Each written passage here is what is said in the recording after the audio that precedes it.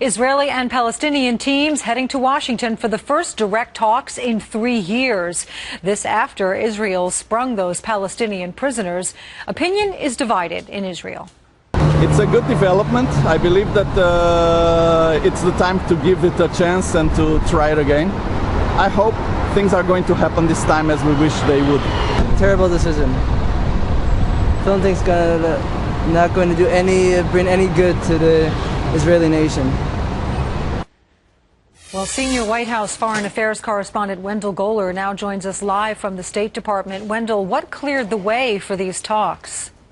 Well, Patty Ann, the final hurdle was cleared last night when the Israeli cabinet voted 13-7 to free about 100 Palestinian prisoners with blood on their hands. The Palestinians called it a goodwill gesture, but it was a controversial decision, and it triggered protests in Jerusalem and Ramallah. The prisoners' crimes include killings in the 1980s and 90s involving soldiers, women, and children.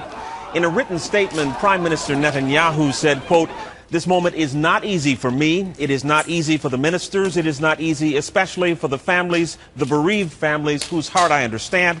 He went on to say, "But there are moments in which tough decisions must be made for the good of the country, and this is one of those moments." The prisoners to be released in 4 groups, depending upon progress in the talks over the next 9 months. Patty Ann? Wendell, what is the specific goal of these talks?